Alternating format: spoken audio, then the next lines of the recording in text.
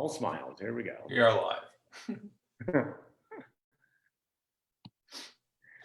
All right. Hey, everybody. It's good to see you out there. This is Brad Thompson, founder of Red Key. And with me this afternoon is Dan Smink. Dan is the founder of C1 Partners, which is a premier digital marketing firm. And I've known Dan for, gosh, it's been about a year now, I think, or a little more. Yeah, a little more, I think. Yeah, and I'm excited to talk about digital marketing and your world this afternoon. So welcome. How are you doing today, Dan? I'm doing well. I was just telling you that I got my PPP application in with the bank, and I'm really excited for that because I think it could be a great help for the business and my employees. So yeah, so it made lunch a lot better today. A little more appetizing, right? Yeah, exactly. Just have that monkey off your back. Last couple of days, I couldn't really enjoy my lunch. Well, I'm glad. It's Wednesday, so the rest of the week I hope is good for you as well. So, why don't you tell our viewers out there today a little bit about C1 Partners and your business and what makes you so unique and different? Yeah. So, I founded C1 Partners about 9 years ago in 2011, and it's a digital media marketing agency. We serve really two kinds of clients. One is a small, medium-sized business that has a good marketing function. They're just trying to take it up to another level. And we can really help them do that with more sophisticated tools and methods. And the second is a company that they're struggling. They've got a marketing plan, but they're having a hard time getting the kind of traffic that they want to see, or they're frustrated because they're not hitting their revenue goals, or in some cases, they're really upset and angry because they've got a firm that they're working with, but they're not delivering what the client is looking for. And so they turn to us for a solution, and we help them drive more traffic, better traffic to their website, drive increased leads or revenue. And at the end of the day, we really drive significantly increased value for our clients, which is something that I think we're a little different than a lot of other companies that way. We do a lot of work with fractional CMOs and fractional CFOs, and they made an interesting comment to me in the past where they've on a few occasions said, "You're the digital agency everybody's looking for, but nobody can find." And I said, "Well, that was nice, thank you, but why do you say that?" And their comment was, "There's really two things that we do. One, before we start with any client, we actually will financially model what's possible for them so that they can see how much revenue they can generate and how much value they can actually create from working with us. And it creates shared accountability. We have ownership, they have ownership, and we can hold each other accountable, which, frankly, a lot of agencies kind of duck. We're more than happy to be accountable. And the second is that our operations are specifically tailored to hitting those numbers that we're trying to create. And we have a very consistent product in the way that we do our work. So, if you and I were both account managers or operations people, we would do things exactly the same way. And as a result, we get a really consistent product that has tremendous performance. And so as a result, our clients are really happy. I had a client sell for $150 million last year that started at zero. I had another one sell for $30 million that, had he not met with us, he might have only sold his business for one or two. Wow. So yeah, they come to us for revenue, but what we really do is create value. That's incredible. Because like you said, I know that from various experiences in my life and my wife's line of work and business that there's been questionable or maybe sometimes limited success with digital marketing companies and the ROI that they provide and the partnership that they see. They promise the world, but can't deliver anything, and they don't see the results oftentimes. So it sounds that you've developed a methodology to be able to back that up with some partnership agreements. So that sounds good. Yeah. We've spent a lot of time working on the science of what we do. And it's not about visits, not about clicks, it's not about impressions, it's about revenue, and it's about profitable revenue. Mm-hmm. And so everything that we do is tailored to that. And that took some time. We had to really, take a close look at how we do what we do so that we can create those kinds of value opportunities and show them to people. Well, I know in my own sales career that I've had training and specifically from one company, and they talked about both the science and the Art. art, right, of sales. And there's, I love that line. right, and but it applies to so many things, just not sales, but obviously to marketing. Oh, true. But when you have a prescribed methodology and you have a repeatable process that is successful, you can look at the past and former experiences with clients, say, hey, this is what we've done over and over and over and over again, and this is what we can do for you. So I love the fact that you have a methodology, that you've got the science down, and the recipe for success, if you will. Well, you know, it's funny. So I've heard that line a lot of times in my career. I was a product manager, category manager in medical device before I started out in the on the entrepreneurship road, and did that for about a dozen years. And I used to work with a lot of people in R&D, and I was always, it was a red flag to me when somebody would say, trust me, it's more of an art than a science. And they couldn't explain to me the science behind it. That was always, to me, told me they didn't understand the science.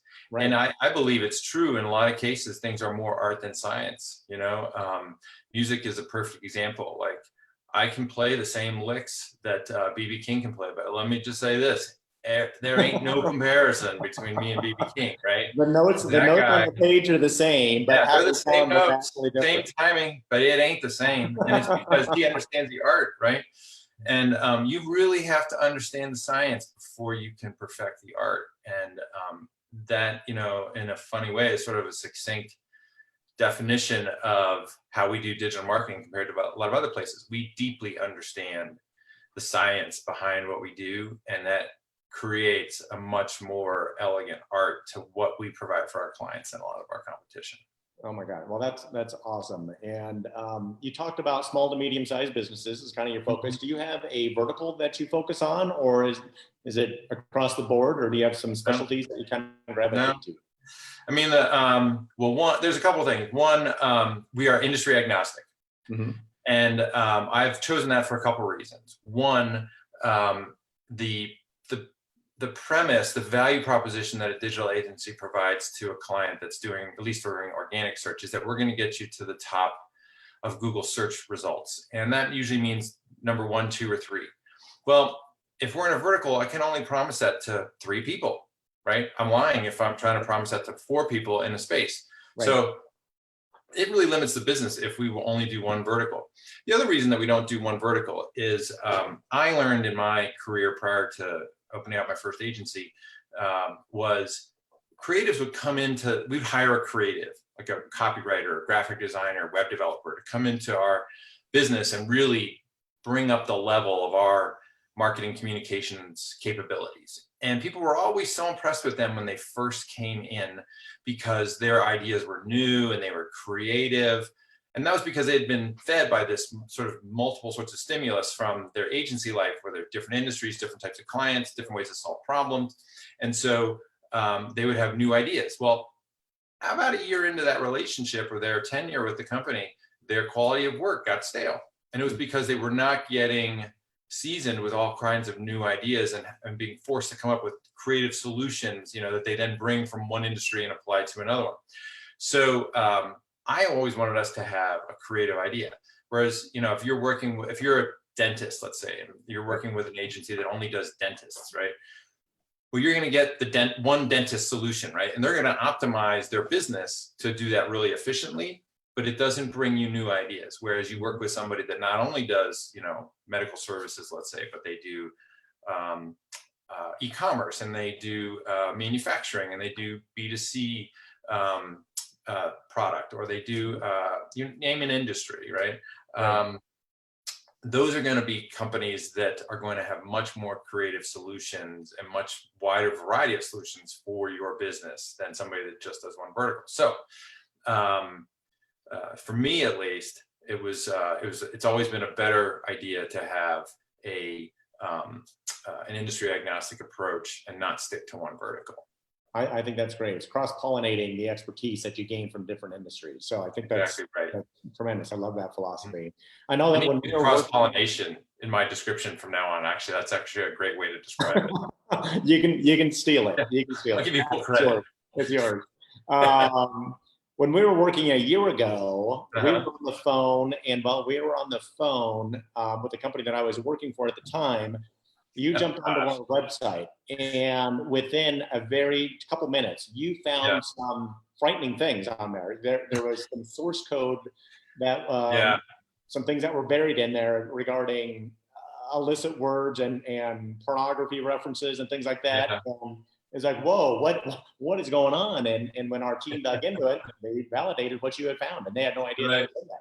So You you know, were some tools to do that. And is that a very common thing that you find, or was that just a unicorn out there? it's not common, but Mhm. it is a common way for competition or people with nefarious intentions to attack a business. Um, so yeah, and it used to have a lot more impact than it does more recently. Mhm. Um, the algorithm, the Google algorithm, has gotten more sophisticated around people trying to do stuff like that. They don't view it as intentional by the part of the company with the website. They realize that somebody else is doing that to them. But that being said, nobody wants to see that, you know. Right. And the one of the cool things about what we do is I can pretty quickly figure out. I can take a look at your website. I can see how healthy it is. I can see how well you're doing in your market. I can do. I can see kind of what your. I can get a good idea of what level of sophistication your digital marketing campaigns are from a paid search standpoint, organic search standpoint, and then I can actually figure out your business pretty well. I can understand what it costs to acquire a customer, at least through digital marketing, what it would cost if you were to, do a really good organic campaign, Mhm. um, and then making some basic assumptions. I can figure out how profitable your business is. If I understand a little bit about your pricing and your type of business, I can figure out your cost structure, and I can look at what kind of return on investment you should be able to anticipate from a digital marketing campaign for a paid campaign versus an organic campaign, and given where you're starting, how quickly you could reach success with something like that. Mhm. And it's just, one, it's experience, and two, there's just some sophisticated tools out there that, once you know how to use them, I can do it while I'm having a conversation. And that conversation was a little more unusual than the ones that I normally have. And I remember specifically being in that conversation, and I was like, I can't get his attention, right? He's not getting what I'm trying to talk to him about. And I saw that and I was like, oh my gosh, I think he's going to pay attention now. Right, right. Yeah, it, yeah. it worked. It did work. It did work. It got my attention for sure, as well as my Yeah. management team. So So, let's talk a little bit about COVID-19. What's yeah, going on? A lot of people are like frozen, and yeah, they don't know for what to sure. do. Hmm. And be it their individual, work, or their Hmm. business, it's like, who do we market to? How does this work? And how are Yeah. you playing offense and defense right now? And what's your approach? Do you feel and what we should be doing? It's different for everybody. But there are probably some real true, well, I should say there's some, maybe not truisms, but consistent things that probably most businesses should be thinking about. One, I think they should take a step back, with their leadership team, with their staff, and ask the questions, what are the risks that we need to mitigate, right? And so what are the actions that we need to take to play defense? So that could be things like, how can we reduce costs, Mhm. right? Yep. Across the board, just take a really deep, hard look at where your spending is and what can you live without for the short term. Mhm. You should negotiate with your key vendors, right? So talk to your landlord if you have a landlord, or your bank if you have a mortgage, um, and see what you can do, because they're in the same boat, and they don't want to be in a boat where they don't have a client in 90 days or 120 days, right? They want to have you as a client. They have to keep their business afloat, and that means helping keep you afloat, because otherwise they're gonna have to find somebody else to replace you. So I have found, like, with our clients, we are more than happy to talk about, like, what's it going to take to get us through the next 90 days. Mhm. um, and you should be doing those same things as well. You should obviously be looking at the opportunities in the federal government. Like I said today, like I've got my PPP application in, with a really nice local bank, and small banks are moving much faster than large banks. So if you were with a large bank, you might want to look at working with a small bank. I've Um, heard that a couple times. Absolutely. mhm.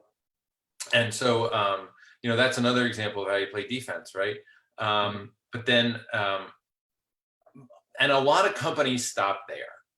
And to me, that's not good business. You really need to be thinking about long-term viability and health of your business, which means you should look for opportunities to, move forward in this situation. It might mean you got to change your way you do sales and marketing a little bit. If you're able to cover your downside risk, you've got a loan from the government to take care of payroll. Well, all those things that you stop spending money on, can you turn that to marketing, right? There's a great story of Southwest Airlines when there was a rise in oil prices, which drove up the price of airplane fuel. And they were smart, one of the smartest companies, at least that I've ever come across. And they had been savvy enough to anticipate this, and they had actually used options to lock in their pricing for aviation fuel. And so when fuel went up, they had locked in a lower price. So the price went up. All the other airlines had to pay the higher price for fuel, which meant their cost structure went up. Sure. So what did they do? They had to raise price to the consumer. Well, Southwest was really smart. They raised their price, not quite as high as the competition, but then they took that money that they were making now as profit, right, and they spent it on marketing. Everybody else, because the prices were going up, they were cutting on marketing. Southwest is doubling down on marketing, right? And they gained share in that situation, right? Well, that's the idea of how you play offense in a difficult economic situation, right? And so where are the places where you as a small business can take, if you're, okay, we're not in our office, we're not spending on office supplies, right? How much do you spend on office supplies a month? We're not doing meals and entertainment. Okay, well, how much do we spend there? Well, if we've got our payroll covered through the PPP, can we take that money and spend it on marketing? Right. That's great. A great analogy with Southwest Airlines and a great philosophy on how to play both offense and defense. Currently and for the next few months, right? And hopefully it will only be a short time, but it could be longer. And one of the things that you and I were talking about earlier is the fact that now is the time, and every business has seasons to it.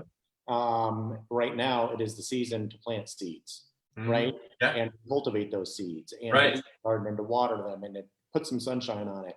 And for people that are in sales and business development out there and trying to grow their business, it's not the time to go in and offer discounts on everything that you have to try to get sales. It's adding value to the customers and to the clients out there, not asking for a nickel in return. I think what you do talk with the client about is, how do you play defense? How do you play offense? How do you find new opportunities? Like the same question you think about your own business, you should be thinking about that with your clients, right? How can I help you play defense? Right? Can I get you a banker? Can I get you a lawyer? Can I get you somebody that's going to help you mitigate risk? How can you better play offense, right? Can I introduce you to somebody that's going to help you think more strategically about your business? I've been seeing a ton of networking. I've been getting a lot of emails from contacts that I have out there, just checking in. And I'm checking in with contacts, right? Right? I checked in with you. I was like, hey, Dan, how are you doing? What's going on with you? And I think that is a great point. We got to take care of each other, right? We got to reach out. And so you got to take care of yourself, and you got to take care of your clients, and you got to take care of your community. And so you should reach out and see how people are doing. And so I've been reconnecting with friends, both personal and professional, in ways that I haven't done in years. So I did want to mention one thing. So we talked about defense, and we talked a little bit about offense. The other thing I think, and this is the hardest one, is how can you find new opportunities that didn't exist before, or you weren't in a situation where you had to think hard enough, and so you didn't come up with one. You haven't been coming up with them. This, necessity is the mother of invention, right? And so it's forcing a lot of people to think differently about their businesses, either about how they market, how they, what kind of products they offer. So we have a client, for example, that is a great case study in this situation, which I love and I share with people all the time, because to me it talks about, their business basically stopped, and they went and they found a new solution, and they are now creating a whole nother business as a result of that. And so they're a company that owns a bunch of audiology clinics, and audiology clinics are places where you go and get a hearing aid. So in the same way that you go to an ophthalmologist or an optometrist for some eyeglasses, you go to an audiologist for a hearing aid. Their patients, because of the nature of loss of hearing, tend to be seniors, right? Seniors, most affected group by COVID-19. So when this was happening, they, like 6 weeks ago, immediately closed all of their locations because they couldn't meet face to face with the patients. Mm-hmm. Which, you know, it's the moral thing to do, right? You're not going to try and get people sick, whether it's the caregiver or the patient. So they called us up and they were like, 90 days, we're a dead stop, like stop everything. And we're like, that's fine, you know, got to do what you got to do. We'll take care of you in the meantime. You know, we haven't stopped talking, and we probably talk to them as much or more than we used to, just because they're trying to figure things out, you know, and we're trying to make sure that when the everything restarts, that they can start quickly. But while they were stopping the sort of bricks and mortar, they were doing a great job of looking for other options. And they found a guy in Europe, I think it was in Belgium, who had an app that he can put on his phone, and he can diagnose your hearing loss within 5 decibels. And then they can, they have a online store that they can use, not for the ones that fit in the ear that you're going to go to the audiologist for at the location, but one that goes over the ear and sits in the ear canal. Much less expensive, but it's sort of the first step in getting a hearing aid. That's awesome. They can still serve their client. They can still run their business. So they're bringing this up online. We're going to start promoting it, and they're going to be able to move forward and generate revenue when they thought they weren't going to be able to. That to me is an example of how do you find new opportunities. You have to think creatively. It's hard. It's not easy work, right? You might be successful, you might not, but it's an example of, and we bring this up with our clients. How can you find a situation in your market that you can do the similar sort of thing where you find a new way to take care of your client? That's awesome. I love that story, and I think people can, you know, visualize that and say, what else can I be doing, and how can I do my business that I know, and take the knowledge and maybe put a little twist on it, or create a totally new line of business. So thank you for sharing that. Mm-hmm. Let's shift gears really quickly and talk about Redkey. Yes, let's talk about you. Just for one question, and you know, the Redkey is that proprietary application that I worked with a software development company to create, that resides on a USB jump drive for to securely and easily organize and store all of your life and legacy data. When I shared what I was creating and working on with you a few months ago, I saw your eyes kind of open up and get excited. Tell me why you're excited in 1 or 2 sentences. Well, you know, I think of it from my own personal perspective. You know, in this day and age of digital connectivity, and where so many things are online, and also just from a personal sort of security perspective, it was one of the things that our financial advisor first told us we should do. He calls it the top right-hand drawer in your desk, meaning in your top right-hand drawer in your desk, you can pull it open and there's an envelope in there that basically tells, so if something were to happen to you, who do you talk to, and what are the accounts, and how do you get into them, so that, you know, if life insurance needs to be handled for your children, let's say, because something terrible happened to you and a partner, or, you know, you're on your own and, you know, your family member needs to figure out something's happened to you. Who's, you know, is there a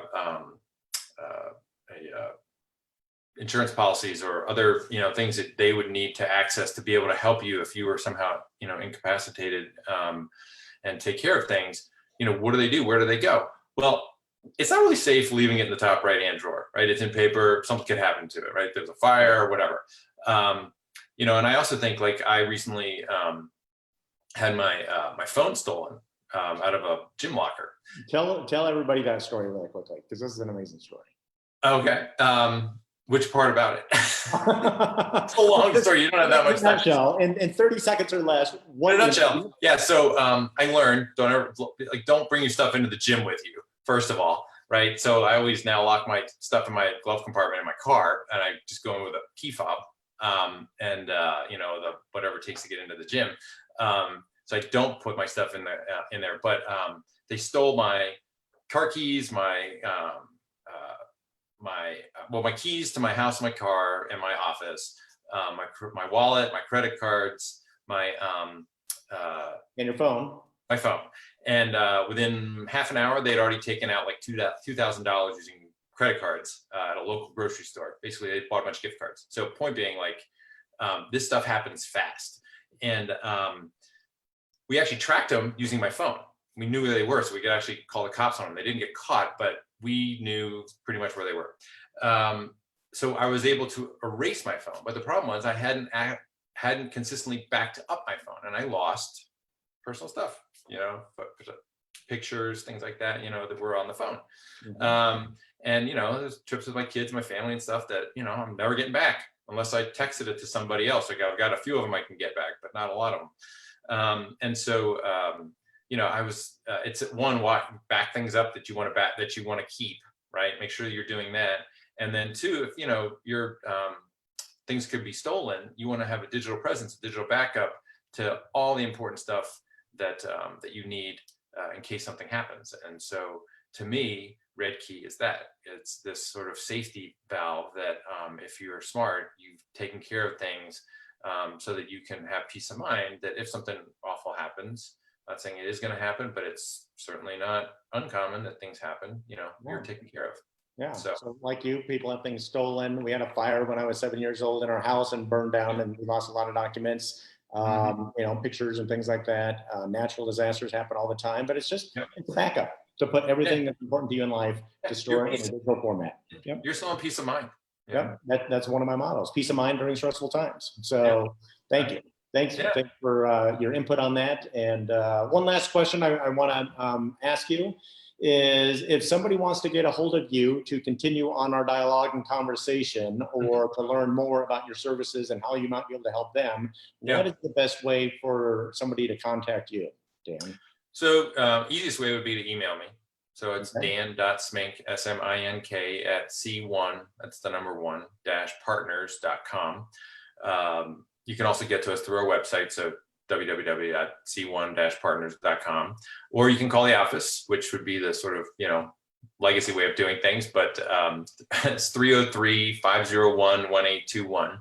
And we would be happy to, like the thing I was talking about that I did with you, like I said, it would be my pleasure to just kind of walk somebody quickly through kind of where they at, where's their business at, see if there's a way that we can help them or somebody like us can help them. Just because, back to the whole question of how do we do things differently, like, there may be opportunities that you're not seeing, that you haven't used in the past, that we can find for you. So excellent. Dan, I want to thank you for your time and your wisdom and the great dialogue and conversation that you had with us today. It's so good to see you, and look forward to chatting with you again soon. Hopefully next time in person. I hope so. I hope so. All right. Take care. Take care. See you.